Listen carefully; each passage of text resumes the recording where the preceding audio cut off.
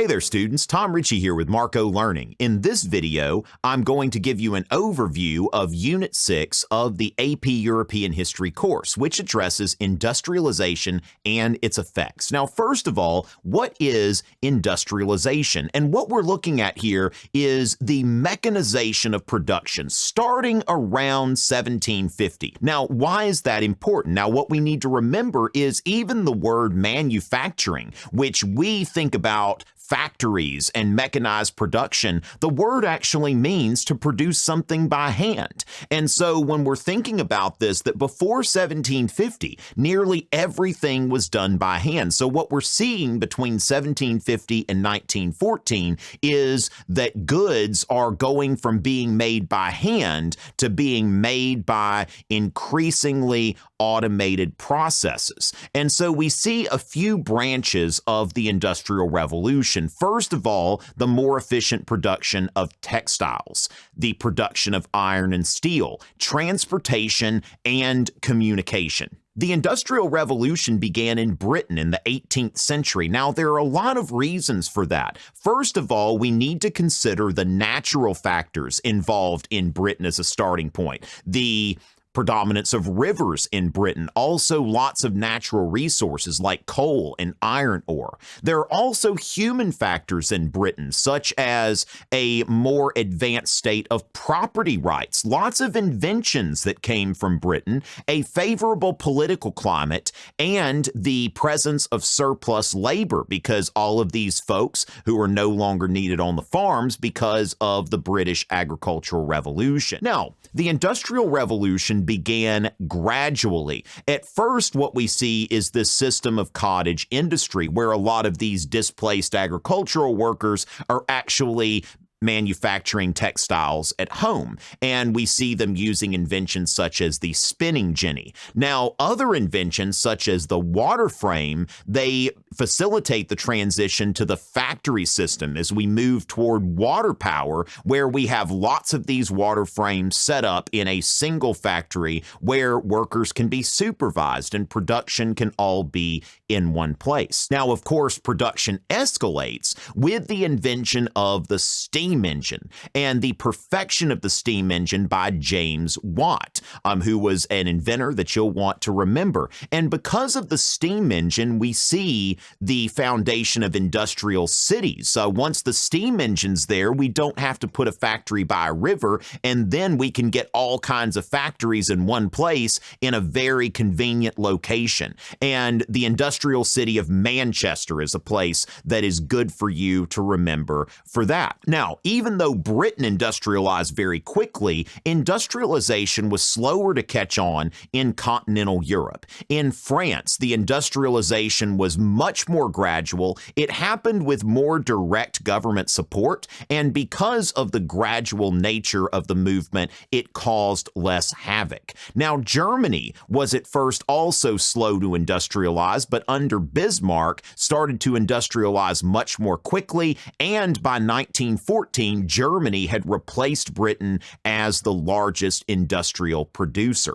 It's important that we understand the divisions between the first and the second industrial revolution. The first industrial revolution began around 1750 and went to about 1830, whereas the second industrial revolution began around 1870. Sometimes we see 1850, but we see in the AP Euro course they like 1870, so let's just go with it, and last until 1914, which is of course the beginning of World War I.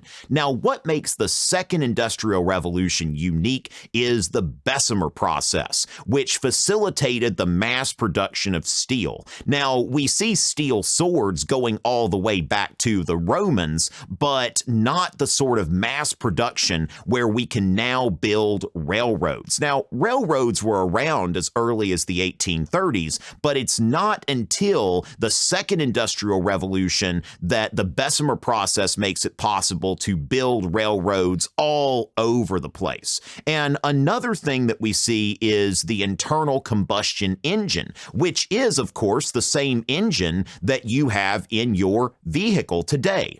The invention of telegraphs facilitated communication. And when we're thinking about Second Industrial Revolution technologies, we want to think basically World War I technologies, because you can think of also chemicals.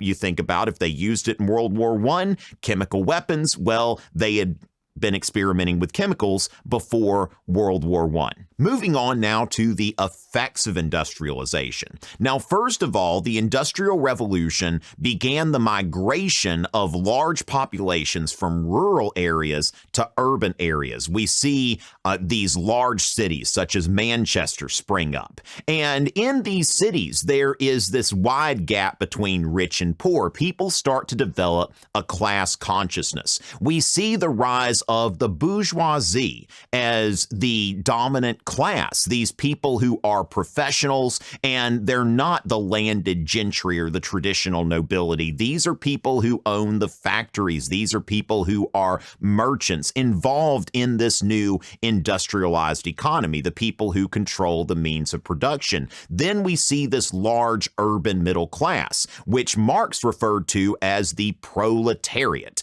The proletariat, these are people who basically have nothing. Now, conditions in industrial cities were atrocious, especially at first, but they did eventually improve. Around the mid-19th century, we think about the 1840s, 1850s, we start to see laws being made that are protecting especially women and children. We see the beginnings of child labor laws. One example of a child labor law would be the 10-Hour Act. Now, the 10-Hour Act limited the amount of time that women and children could work in British factories, limited it to 10 hours a day. Now, as all these things are going on, as we see people moving from rural areas to cities, and as we see these new classes springing up, the rise of the bourgeoisie and the urban working classes, we need to also place the Industrial Revolution within the context of the Age of Metternich. Between 1815 and 1848, we see the continued dominance of the conservative,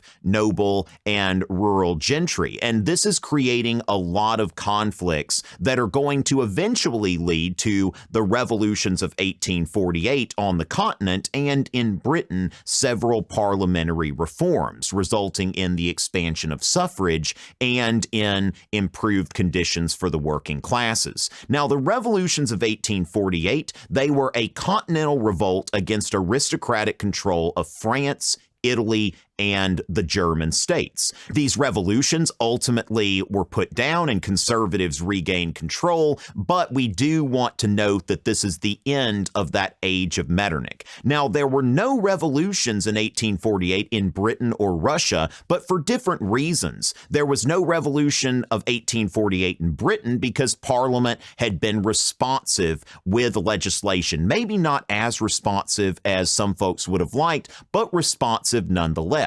And in Russia, the government was so repressive that people just didn't even bother. They remembered the Decembrist revolt in the early 19th century, which was brutally crushed by the Tsarist autocracy.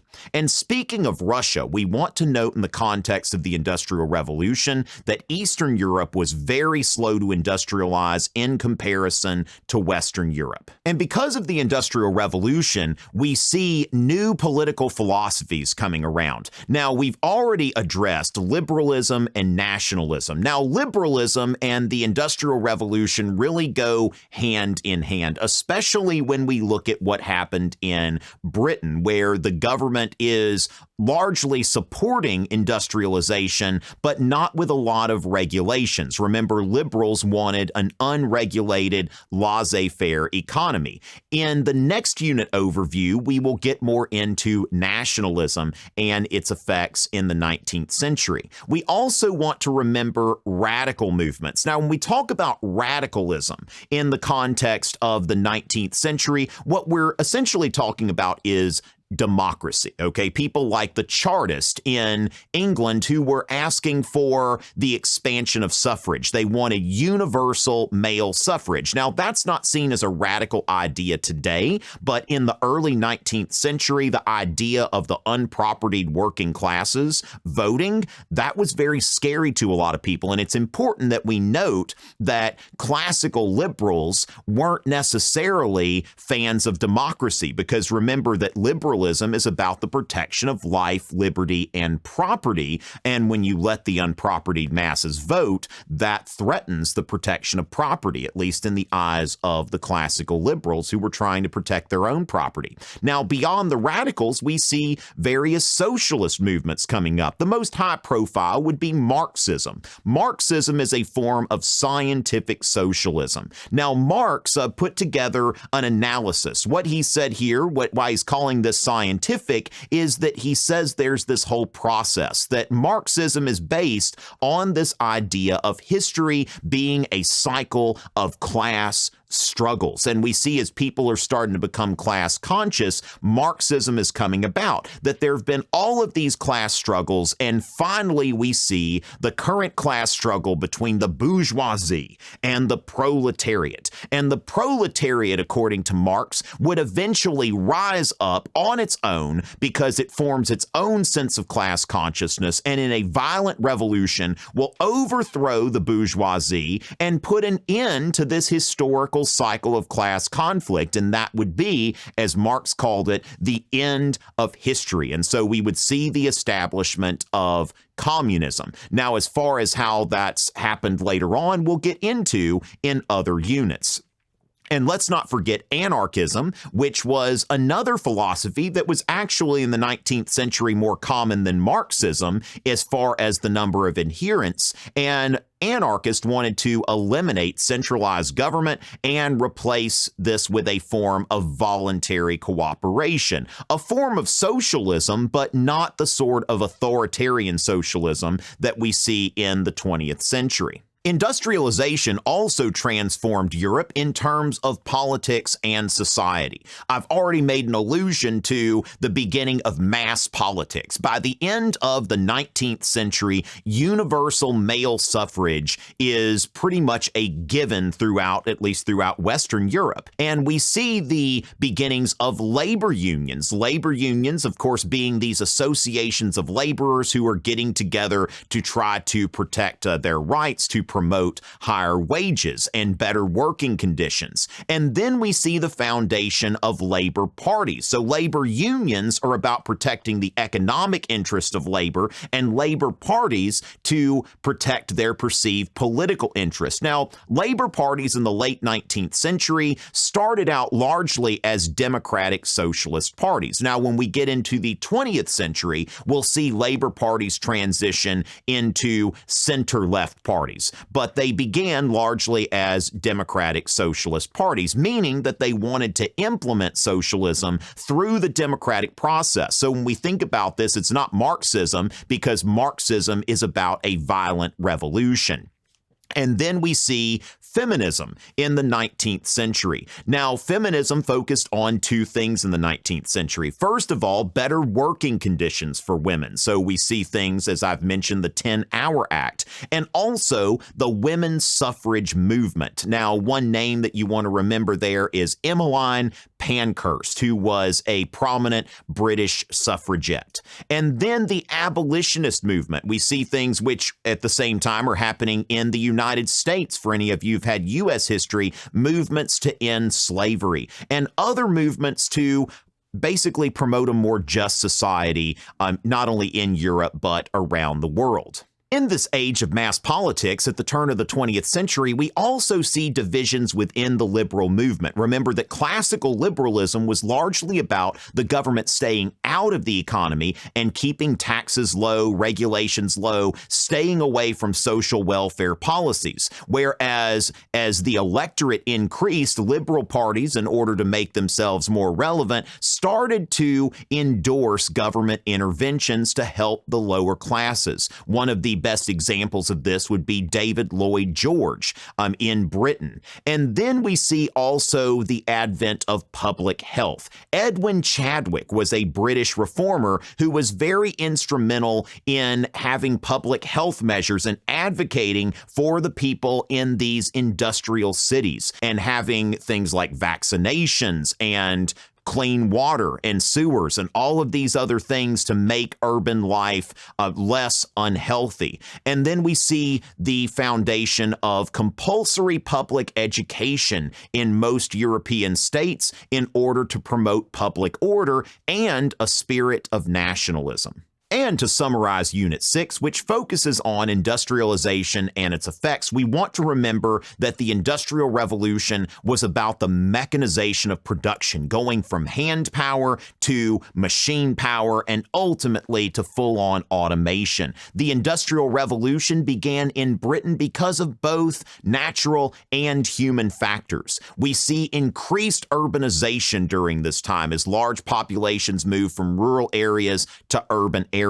We see the development of a sense of class consciousness in these urban areas, which is leading to new ideologies and political reforms. During this period, we see unprecedented economic growth, and while conditions were not that great for the lower classes at first, we see the expansion of the middle class, and by the time that we turn into the 20th century, an improvement in the quality of life for these working classes. And that sums up Unit 6.